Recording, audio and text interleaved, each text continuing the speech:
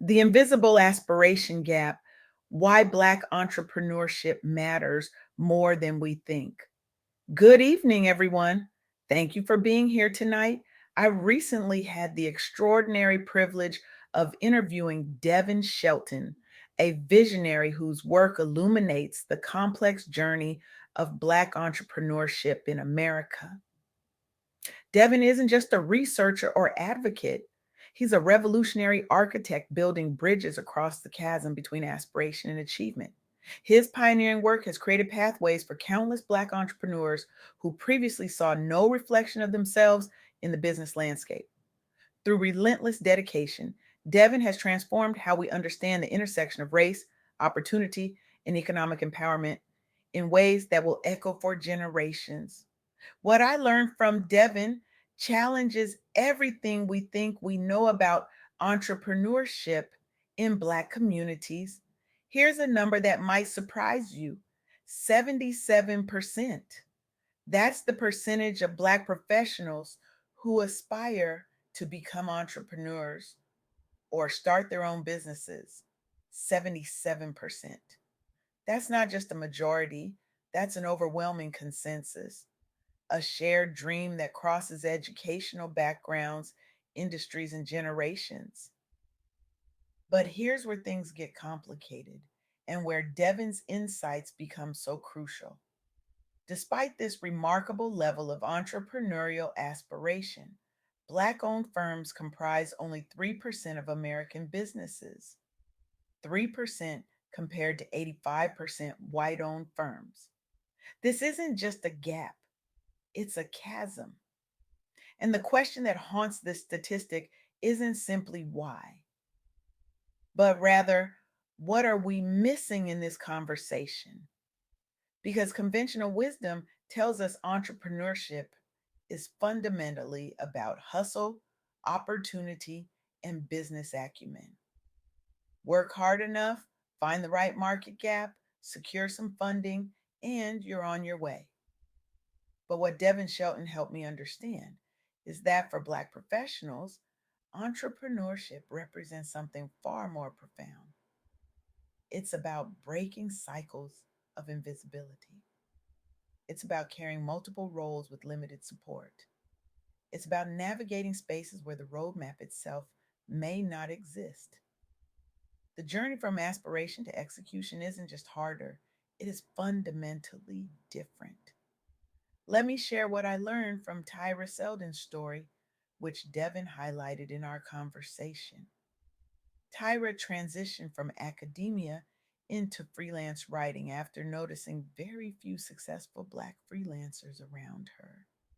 The challenges she faced weren't just about securing clients or managing income streams, though those existed too. She confronted a profound lack of representation within her field, scarce mentors willing or able to guide her journey, and often felt stretched thin by family and community obligations. What did Tyra do? She built networks online through professional associations focused on writers of color. She shared her story publicly to inspire others. She established boundaries around work life balance that honored both her professional ambitions and her personal well being. The result? Her visibility encouraged other aspiring Black freelancers who previously felt alone in their ambitions. She became recognized as a leading voice for equity in freelance media circles. She helped shift perceptions around what's possible for Black women writers entering non traditional career paths.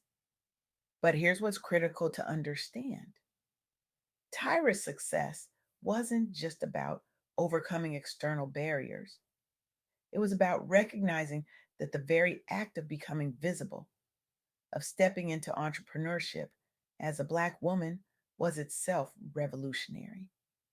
This brings me to the first key insight from my conversation with Devin. The profound gap between aspiration and execution in Black entrepreneurship isn't just about external barriers, it's about the absence of visible pathways. When you don't see people who look like you succeeding in the direction you want to go, the journey doesn't just feel harder, it feels impossible.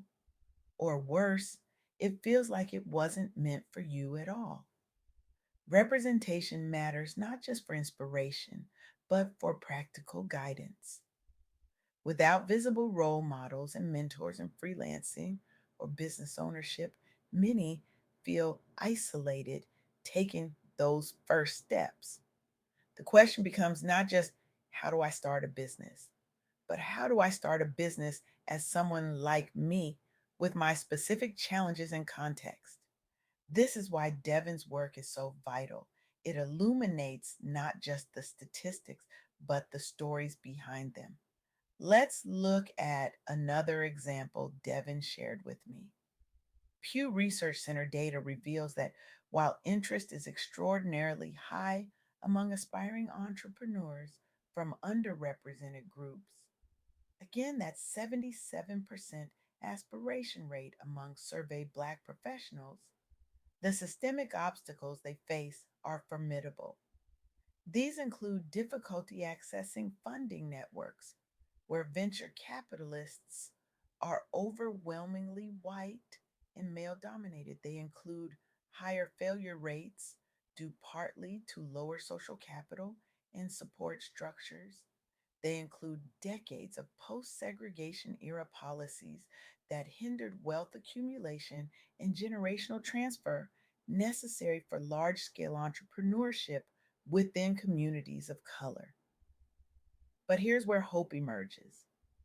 Community based incubators have begun focusing specifically on connecting new founders with experienced mentors who understand both cultural context and technical needs. These programs have increased survival rates among participating startups compared with national averages. Is it enough?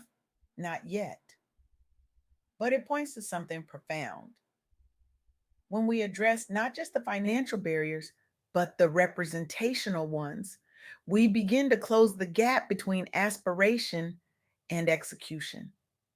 This brings me to the second key insight from my conversation with Devin: the power and challenge of visibility. Visibility isn't just about being seen, it's about being understood. It's about creating space where your full self can show up without translation or apology. For Black entrepreneurs, visibility often means carrying the weight of being the first or the only in space not designed with them in mind. Which leads me to perhaps the most profound insight Devin shared: the concept of the Black tax. A recent study found that up to 62% of highly educated Black STEM workers experience what researchers call an emotional tax, stemming from discrimination and constant vigilance against bias at work. This phenomenon echoes across many entrepreneurial journeys too. This emotional burden leads many talented individuals either out of traditional workplaces entirely or makes them hesitant when considering riskier moves like starting a business. After all, entrepreneurship already carries significant risk and uncertainty. When you add the weight of navigating spaces where you may be the only one who looks like you, where your mistakes might be attributed not just to you, but to your entire community, where your success might be dismissed as an exception rather than celebrated as excellence, the burden becomes exponentially heavier. Some organizations now offer affinity groups and coaching specifically tailored towards supporting mental health and resilience training among underrepresented innovators. Where these supports exist in companies and incubators alike, they report greater retention and successful transitions into leadership roles, including new ventures. The concept draws on generations worth of experience, where being the only one meant always having something extra weighing on your mind, body, and spirit, even while striving outwardly towards excellence. By naming and addressing this tax openly within supportive settings, more leaders are stepping forward authentically and creating blueprints others can follow without masking parts of themselves along the way. This brings me to the third key insight from my conversation with Devin. Resilience is not just about survival. For too long, the narrative around Black entrepreneurship has centered on overcoming barriers, overcoming discrimination, overcoming history itself. And while that resilience is real and powerful, it's not the whole story. It's not even the most important part. What Devin helped me understand is that navigating multiple roles as a professional while battling bias and carrying community expectations isn't just about surviving challenges. It's about transforming pain into purpose so others can follow more easily. It's about creating new pathways where none existed before. It's about redefining what entrepreneurship looks like, feels like, and means, not just for yourself, but for everyone who comes after you. This isn't just resilience as endurance, this is resilience as transformation. This is resilience as revolution. And this brings me to what I believe is the heart of what Devin Shelton's work reveals. Entrepreneurship for Black professionals isn't just about economic opportunity, it's about freedom, it's about legacy, it's about creating spaces where the fullness of Black excellence, creativity, and innovation can flourish without constraint. When we understand this, when we truly grasp that the 77% aspiration rate isn't just about wanting to be one's own boss, but about wanting to create new realities, then we begin to understand why closing the gap between aspiration and execution matters so profoundly. It matters not just for individual entrepreneurs, it matters for our collective future. Because when we lose potential businesses due to barriers of representation, mentorship, and emotional taxation, we don't just lose companies, we lose innovations, we lose perspectives, we lose solutions to problems we might not even recognize yet. We lose futures that could have been. So, where do we go from here? The answer isn't simple, but it is clear. We must disrupt the systems that maintain this aspiration gap. For those of you with influence in venture capital, I challenge you to examine your portfolios. What percentage of your investments go to Black founders? What unconscious biases might be filtering your decisions before Black entrepreneurs even reach your door? For those in positions to mentor, I urge you to reach beyond your comfortable networks. 1 hour of your guidance could be the difference between an aspiration remaining just a dream or becoming a thriving reality.